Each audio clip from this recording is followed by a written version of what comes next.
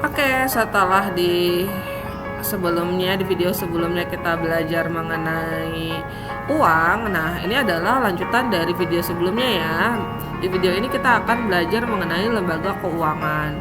Nah, lembaga keuangan itu nanti akan dibagi lagi menjadi bank dan non-bank. Nah, sebelum itu kamu paham dulu apa itu pengertian lembaga keuangan. Lembaga keuangan adalah lembaga yang menyediakan jasa keuangan kepada masyarakat. Nah, berdasarkan peraturan perundang-undangan yang dimaksud dengan lembaga keuangan, dia tuh tugasnya melakukan kegiatan menghimpun dana dari masyarakat. Ini biasanya masyarakat yang memiliki kelebihan dana ya, dan menyalurkannya ke masyarakat lain yang membutuhkan. Nah, menyalurkannya ini dalam bentuk pinjaman atau kredit. Nah, bisa kamu lihat di bagian sini, ini lembaga keuangan ada, biasanya Bu Eka nyebutnya LKB sama LKBB ya.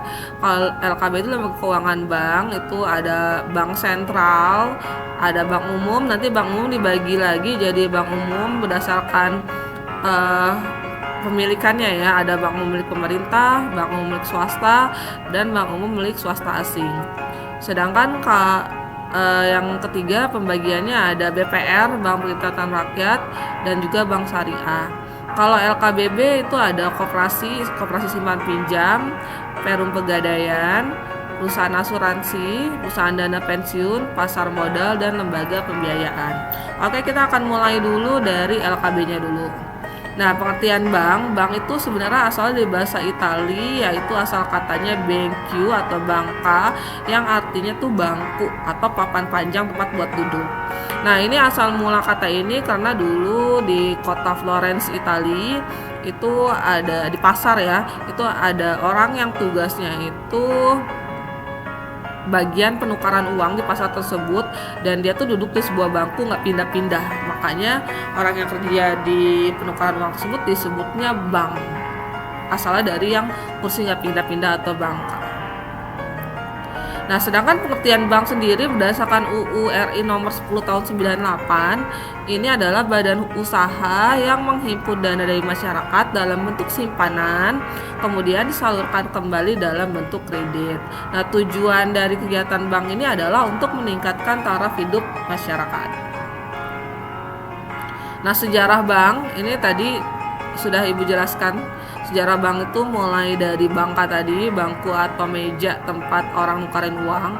Lalu ada yang namanya pedagang uang, lalu mulailah menyimpan uang. Lalu sekarang bank itu sudah mengeluarkan yang namanya uang giral. Nah, sudah tahu kan uang giral itu apa? Karena di video sebelumnya Ibu sudah jelaskan. Nah, ini adalah untuk kamu memahami skema kerja bank, kamu bisa lihat di sini. Nah, bank itu untungnya dari mana sih, bisa kamu lihat. Ini misalkan kamu memiliki kelebihan uang, kamu akan deposit atau saving uang kamu di bank. Nah, kamu kan dapat bunga nih, bunganya sekitar 2%. Nah, bunga ini akan dikembalikan ke kamu karena kamu sudah deposit di bank.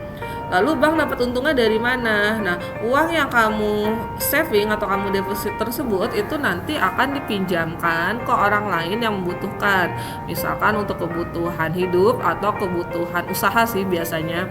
Nah, nanti orang yang meminjam uang tersebut itu kan dia harus membayar bunga juga.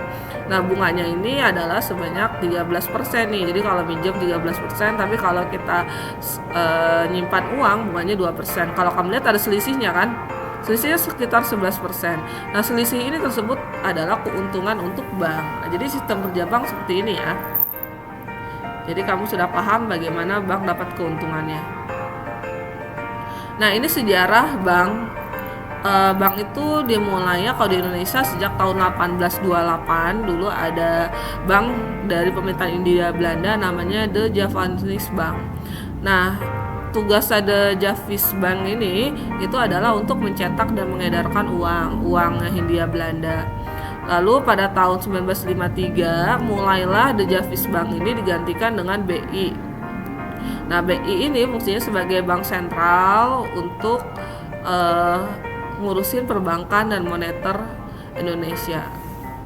Nah, lalu tahun 99 baru BI ini disahkan, lalu ada undang-undang khusus bahwa BI itu tugasnya untuk mencapai kestabilan nilai rupiah.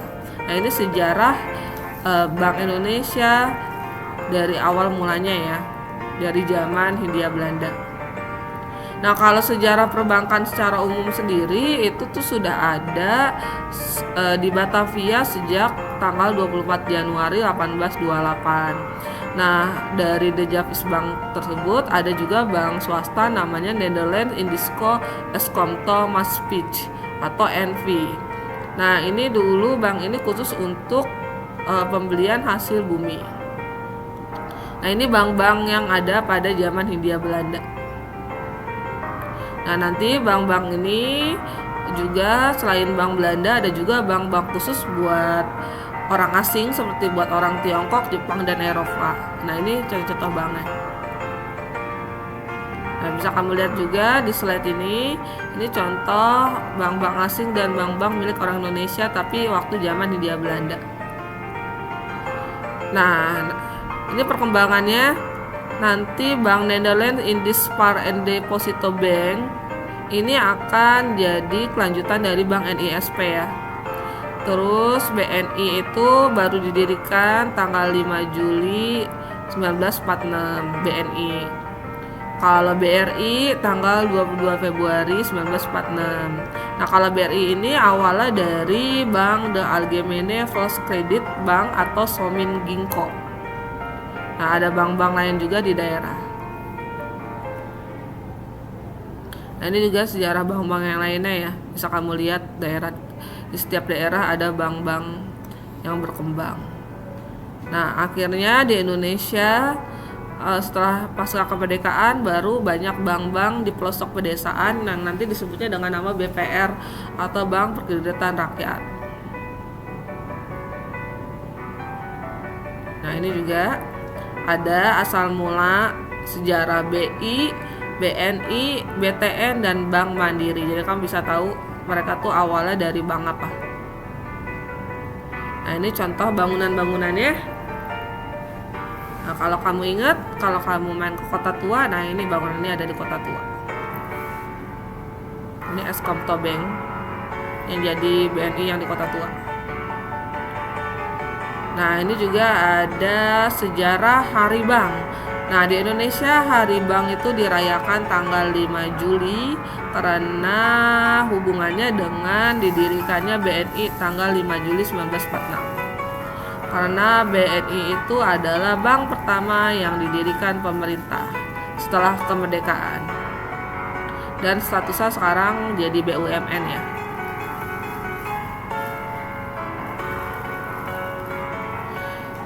Nah, tadi kamu sudah lihat sejarah bank, sekarang kita lihat bank berdasarkan fungsinya. Yang pertama ada bank sentral. Ingatnya kalau bank sentral itu di satu negara cuma ada satu bank sentral, karena dia fungsinya menjaga kestabilitasan mata uang, mengawasi bank-bank lainnya, serta mengatur finansial keuangan negara. Nah, di Indonesia yang jadi bank sentral adalah BI, Bank Indonesia. Nah, kalau bank umum itu adalah bank yang fungsinya menyediakan jasa lalu lintas pembayaran. Jadi tugasnya kayak nyimpen dana, ngasih pinjaman, jual falas. Jual falas itu jual beli mata uang asing ya. Nyediain jasa asuransi, nyediain giro, cek, dan lain-lain. Nah, kalau BPR ini Bank Perkreditan Rakyat ini khususnya biasanya hanya ada di pedesaan. Jadi dia nyediain dana untuk masyarakat kecil dan menengah. Nah, kita lihat dulu wewenang itu kayak kekuasaan atau hak bank sentral. Bank sentral boleh ngapain aja. Ini tugas bank sentral yang tidak dimiliki oleh bank yang lain ya. Yang pertama, bank sentral tugasnya mengeluarkan alat pembayaran sah. Jadi uang di suatu negara itu yang boleh nyetak dan mengedarkan hanya bank sentral. Kalau di Indonesia BI ya.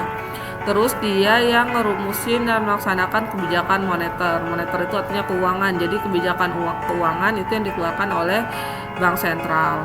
Terus menjaga kelancaran sistem pembayaran.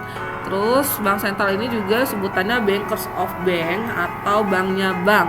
Jadi tugasnya dia itu mengatur dan mengawasi perbankan bank-bank umum lainnya. Lalu dia tugas bank sentral berikutnya adalah lender of the last resort. Ini artinya memberi pinjaman kepada bank. Nah, mungkin kamu pernah berpikir, Bu, kalau bank umum itu kalau kekurangan uang atau dia ingin mengalami kebangkrutan, minjem uangnya ke siapa ya? Kan dia bank. Nah, ternyata mereka bisa minjemnya tuh ke BI. Jadi dia bisa minjemin uang ke bank-bank lain. Makanya disebutnya Bank of Bank. Kemudian dia juga punya hak ngasih nasihat atau masukan ke pemerintah terkait di bidang moneter dan keuangan, lalu melancarkan pembiayaan pembangunan ekonomi. Nah, ini adalah wewenang atau kekuasaan bank sentral ya. Lalu kalau kegiatan utama bank umum tadi juga dijelaskan ya, yang pasti kegiatan utamanya adalah menghimpun dan memberikan kredit kepada masyarakat. Terus juga bank umum bisa memberikan surat pengakuan hutang ya. Jadi misalkan kamu berhutang atau ada orang yang hutang ke kamu, terus pengen ada bukti utangnya, surat utangnya, ada jaminannya, nah itu bisa melalui bank. Bank juga bisa atau boleh membeli dan menjual atau menjamin atas risiko sendiri. Nah, kadang kan ada bank yang kayak ngejual rumah sitaan atau ngebeli rumah terus dia jual lagi. Nah, itu bisa. Terus juga melakukan kegiatan falas. Tadi falas itu jual beli mata uang asing ya. Kemudian menyediakan jasa-jasa penyimpanan barang-barang berharga. Nah, misalkan kamu punya emas, punya surat-surat berharga yang kalau taruh di rumah tuh khawatir ada yang ngerampok, ada yang ngambil atau khawatir rusak. Nah, biasanya bank itu menyediakan jasa penyimpanan. Jadi disimpannya di bank. Kamu kayak bayar sewa gitu buat taruh barang-barang berharga kamu. Nah, di bank juga dia ngejual jasa asuransi. Jadi biasanya kalau ke bank suka ditawarin asuransi juga kan. Nah, itu tugasnya bank umum. Nah, BPR itu mirip kayak bank umum. Kalau di BPR yang perlu kamu ingat adalah BPR tuh nggak boleh ngapain. Jadi tugas utamanya tuh sama semua kayak bank umum, tapi BPR nggak boleh ngapain nih. Nah, BPR itu nggak boleh ngeluarin giro, nggak boleh ngeluarin sertifikat deposito, dia tidak melakukan falas, dan dia juga tidak boleh menjual produk asuransi. Sisanya itu tugas BPR atau wewenang BPR tuh sama kayak bank umum. Makanya kalau kamu ngingetin BPR, yang kamu inget justru yang nggak boleh. BPR tuh nggak boleh ngapain, karena sisanya sama kayak bank umum. Nah, ini juga bisa lebih kamu lihat, ini udah ibu bedakan antara bank umum dengan BPR ya. Jadi bank umum boleh ngapain, BPR tidak boleh ngapain, biar lebih kamu gampang membedakannya. Nah, kalau berdasarkan bentuk operasionalnya ada bank konvensional. Bank konvensional itu bank umum ya, yang menggunakan sistem bunga, dan juga bank syariah. Nah, kalau bank syariah ini bank yang menggunakan syariat Islam, jadi menggunakan aturan Islam, karena di Islam itu tidak boleh ada sistem bunga karena disebutnya riba kan. Maka di bank syariah itu sistemnya menggunakan bagi hasil, tidak menggunakan sistem bunga seperti bank konvensional. Nah, ini bank syariah menggunakan prinsip-prinsip Islam seperti mudarobah, musarokah, murabah, ijarah wa iktina. Nah, ini baru muncul di Indonesia tuh sekitar tahun 1990-an, dan pemprakasa diadakan bank syariah itu dari MUI. Nah, kalau dulu bank syariah itu jenisnya banyak macam-macam. Nah, kalau sekarang bank syariah di Indonesia tuh cuma ada satu ya, BSI aja, Bank Syariah Indonesia. Nah, ini prinsipnya. Kan ada hal-hal yang tidak boleh kalau di Islam kayak riba, haramnya segala macam. Nah, dia menggunakan prinsip Islam atau prinsip syariah. Nah, kalau berdasarkan kepemilikannya ada bank milik pemerintah, bank milik swasta nasional, dan bank swasta asing. Sebenarnya ada satu lagi, bank gabungan antara asing dan swasta nasional ya. Sebenarnya ada 4, tapi di sini ada 3 aja. Nah, kalau bank pemerintah berarti sahamnya atau kepemilikannya pure pemerintah. Ini contohnya, ada yang tahu contohnya apa aja? Ya, contohnya kayak BNI, BRI, Mandiri, BTN, itu bank pemerintah. Nah, kalau bank swasta nasional ini sebagian besar sahamnya berarti dimiliki oleh swasta. Contohnya kayak Bank BCA, terus Bank Niaga, Bank NISP. Nah, kalau bank asing ini sahamnya milik pemerintah asing atau pemerintah negara lain atau swasta juga tapi asing. Nah, contohnya di Indonesia itu kayak Maybank, Hana Bank, terus ada OCBC. Nah, itu contoh bank asing yang ada di Indonesia. Nah, ini tadi ya sudah Ibu contohin bank milik pemerintah ada apa aja. Kamu ingat contoh-contohnya? Ya, bank pemerintah sebenarnya ada dua ya, pemerintah pusat atau pemerintah daerah. Nah, bedanya kalau pemerintah daerah ini pemiliknya adalah daerah tingkat 1 atau daerah tingkat 2. Contohnya kalau di Jakarta ada Bank DKI, kalau di Jawa Barat Banten ada Bank BJB, di Sumatera Utara ya Bank Sumatera Utara, di Papua ya Bank Papua. Nah, ini biasanya kayak nama provinsi gitu ya, bank umum milik pemerintah daerah. Nah, ini tadi bank swasta nasional, contoh-contohnya. Termasuk bank swasta itu bank ini ya, bank digital kayak Bank Jago, Alobank. Nah, itu juga masuk bank swasta nasional. Nah, ini swasta asing. HSBC, Commonwealth, DBS. Nah, bisa kamu tahu nih. Nah, kalau ini MyBank dari Malaysia, Hana Bank dari Korea, HSBC dari Hong Kong Bank ini. Nah, terus ini dari Singapura, Commonwealth ini kalau salah dari Australia. Nah, ini yang Ibu bilang tadi ada namanya swasta campuran, jadi sahamnya milik swasta nasional dan swasta asing. Nah, contohnya Bank ANZ. Bank ANZ itu aslinya kan dari New Zealand ya, tapi kalau Bank ANZ Indonesia itu berarti sahamnya ada pemilikan orang Indonesia.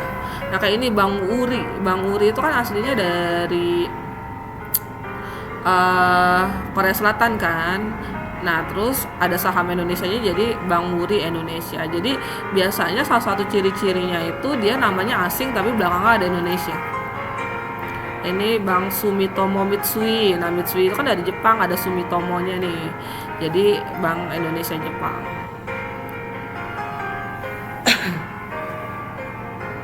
Nah, ini coba pastikan di sekitar rumah kita tuh ada jenis bank. Setelah dengar penjelasan Bu Eka, kamu mengidentifikasi nih berdasarkan fungsinya, operasionalnya, dan kepemilikannya bank yang di dekat rumah kamu tuh kategorinya bank apa.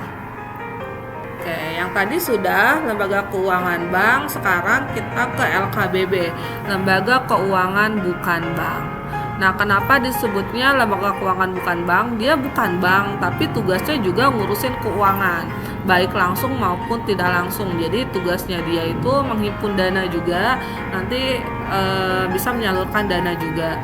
Nah, makanya disebutnya lembaga keuangan non-bank. Kita bahas dari yang pertama dulu ya, sewa guna usaha atau bahasa Inggrisnya disebutnya leasing company.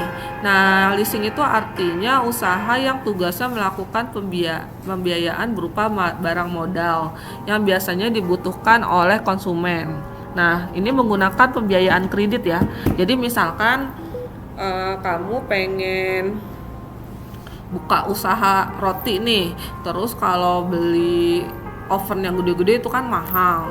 Nah, kamu bisa minta beliin leasing dulu buat modal usaha kamu, nanti kamu bayarnya secara kredit tiap bulan untuk melunasin.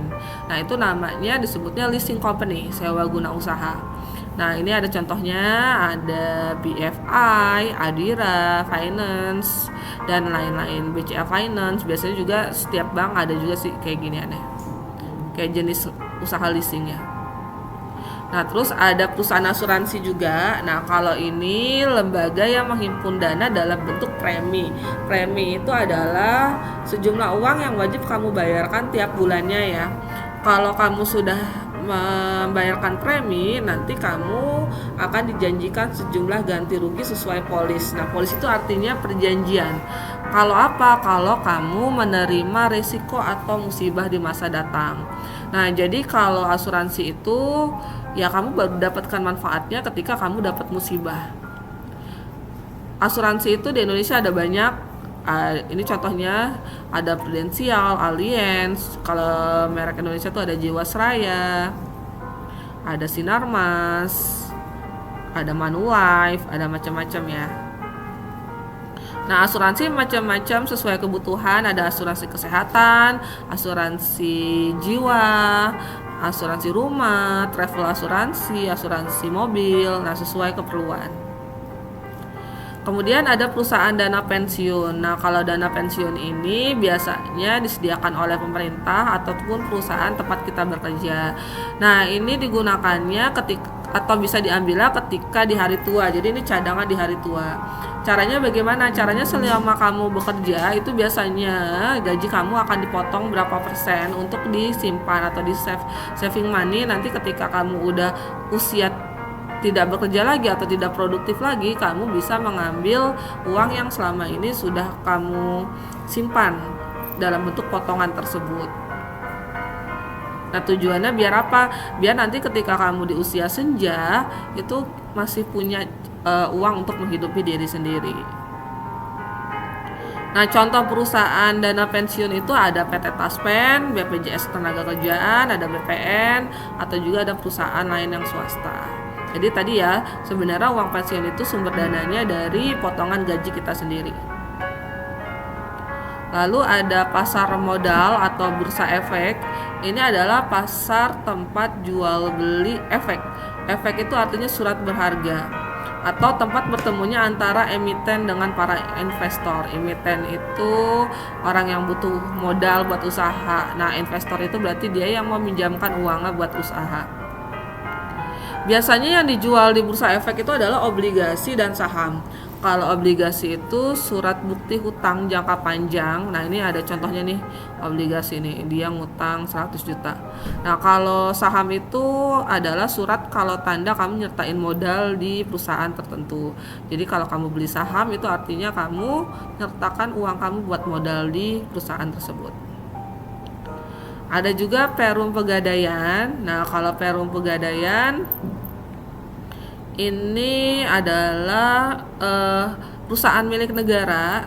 Tugasnya nyediain pinjaman berupa uang, tapi dengan syarat memberikan barang jaminan. Nah, barang itu biasanya barang-barang berharga.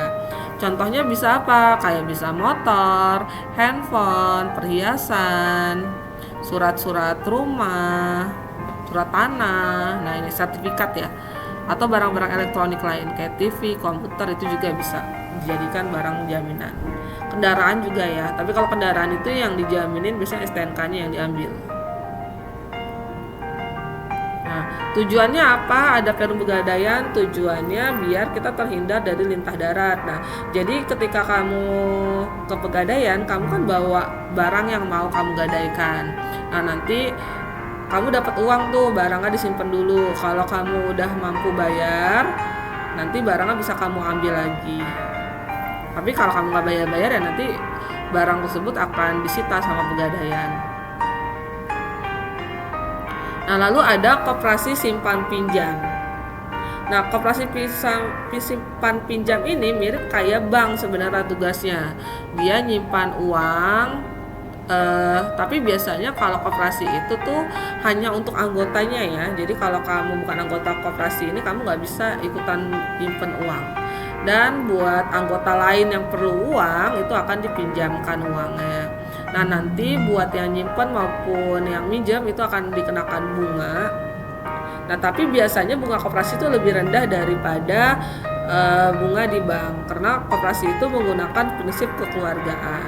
Nah, setiap tahun ya biasanya anggota koperasi itu akan mendapatkan namanya SHU, sisa hasil usaha. Jadi keuntungan koperasi itu akan dibagikan setahun sekali. Oke, tidak terasa ternyata sebab 1 sudah selesai. Ini lanjutan dari yang sebelumnya ya. Terima kasih semua perhatiannya. Semoga apa yang Ibu jelaskan bisa kalian pahami dan bermanfaat buat kita semua.